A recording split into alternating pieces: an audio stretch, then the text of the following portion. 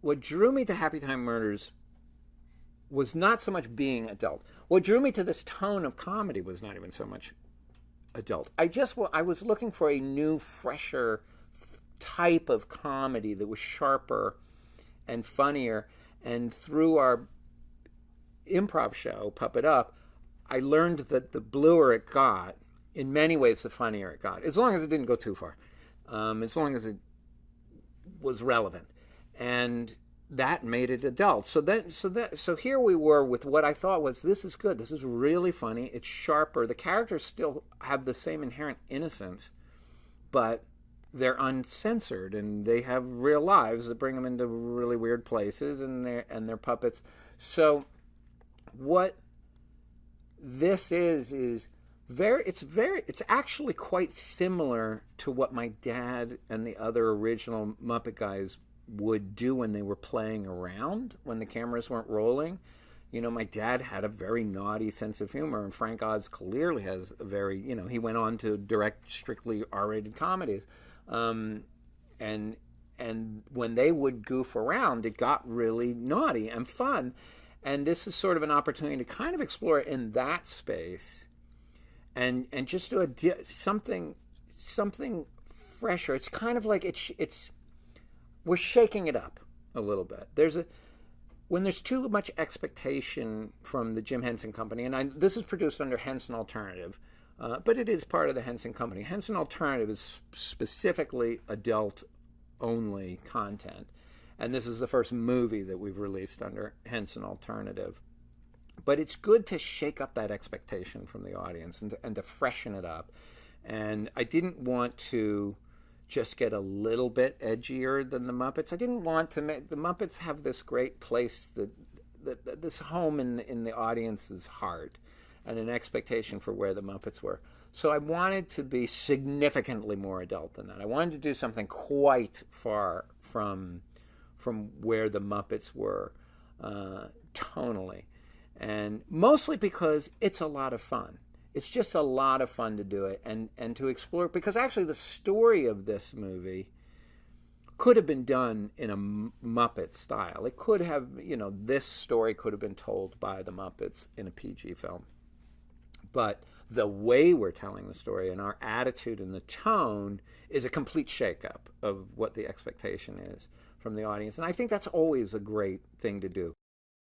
When a puppet requires more than one person to perform, which is often the case, they have to think like one. And it's really extraordinary watching the really good puppeteers when they can work so in sync that they can improvise and they can, both go at the same time. Puppetry isn't an internal performance art. It's not the same as acting. It's very different.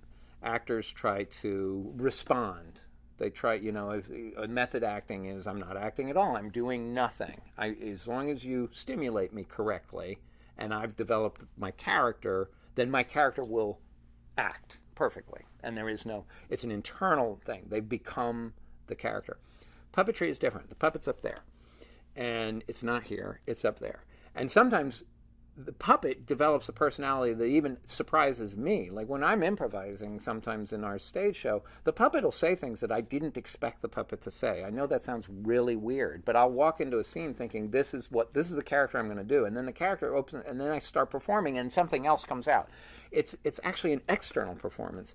You're projecting a living, breathing personality into that puppet, and then when multiple performers are working, because it's this external process, they're all bringing that thing to life. And for some weird, cool reason, multiple performers can all just sort of lock in, and that character now has one brain that's driving the whole thing. And it's really quite extraordinary to watch. The industry has always had this kind of strange feeling about puppetry, which is, well, it should be a little easier than live action to make because it's just puppets. It's like, no. It's so much harder than live action. Every shot's a special effect. The floor's not there. The floor is not there. That cabinet isn't a real cabinet. There's a person inside it. The couch, don't sit on the couch because you'll fall right through because there's two people under there. Puppetry is really, really tough. They're forced to work together to try and solve these crimes and prevent any more killing, and that's really, it's really their story. It's the story of these two that hate each other and have to work together in this dark and grimy version of Hollywood and the dark underbelly of puppet society in Hollywood, and how they work together, and how they can get past things, and ultimately they are two characters that, you know, very much love each other. And I think even at the beginning, you know, as they hate each other, the way both performers, Bill Beretta performing Phil and Melissa playing Connie, they're so, Edwards, they're so good that, you know, as the audience, you know they hate each other, but something is going on here. They actually have a real strong connection of some sort.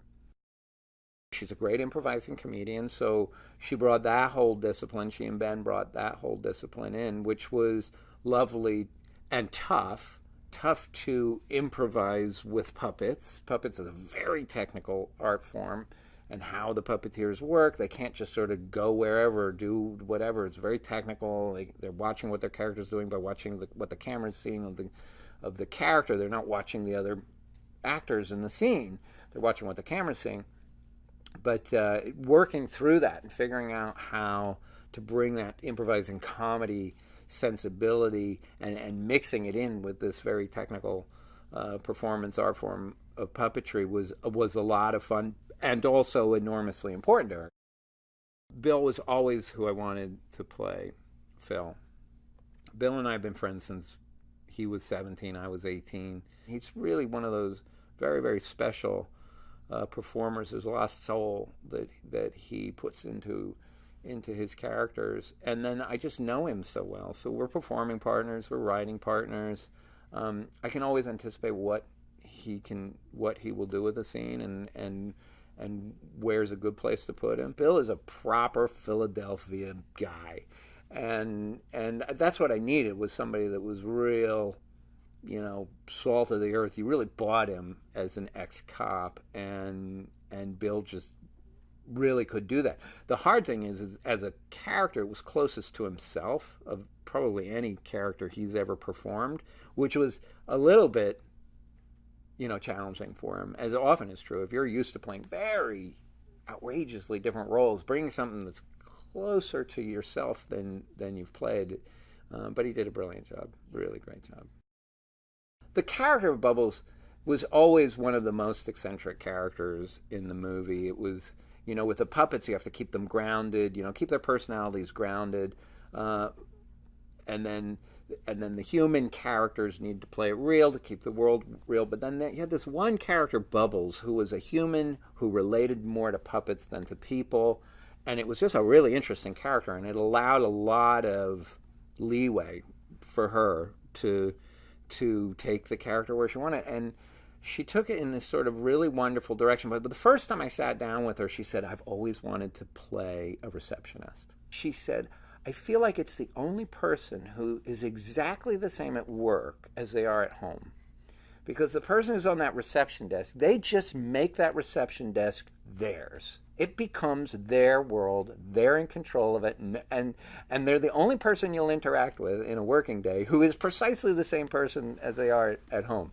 Because they have that little space. They control that little space." So she really loved the idea of being the character who... So she loved that desk. She just loved being behind that desk, and Phil's office was behind.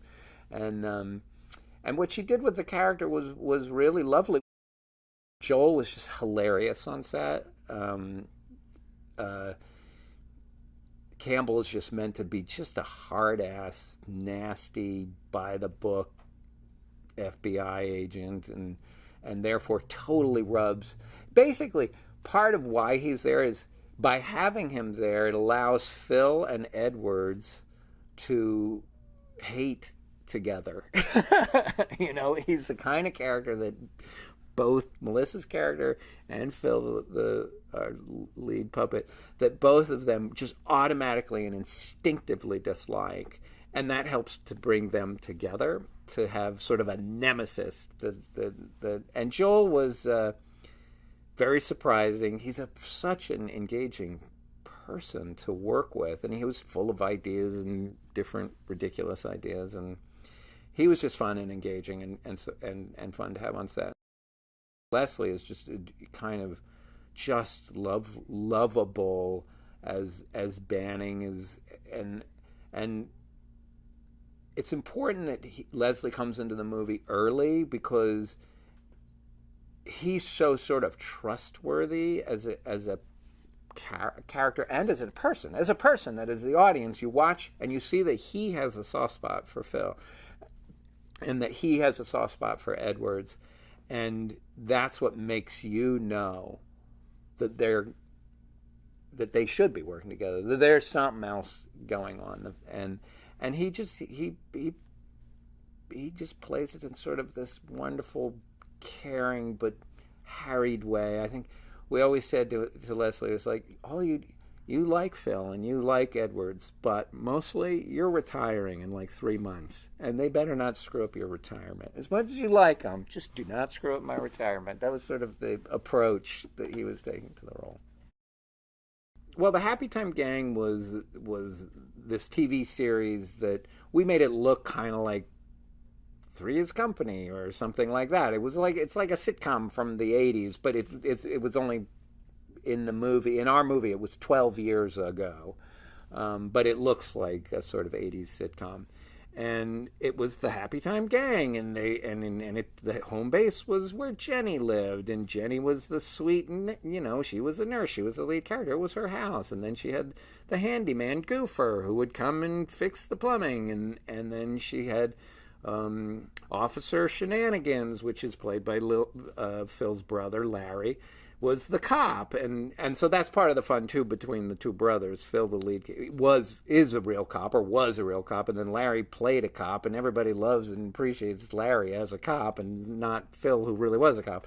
And then there's Bumbly Pants. He was the mailman, and he's the rabbit who was the comedic mailman, and then there's the neighbors from England, Ezra and Kara, who are waving, and then there's Coach Lyle, which we never really defined exactly what he was, but he was the coach, and I guess he was another neighbor, Coach Lyle, and so those are the Happytime Gang members.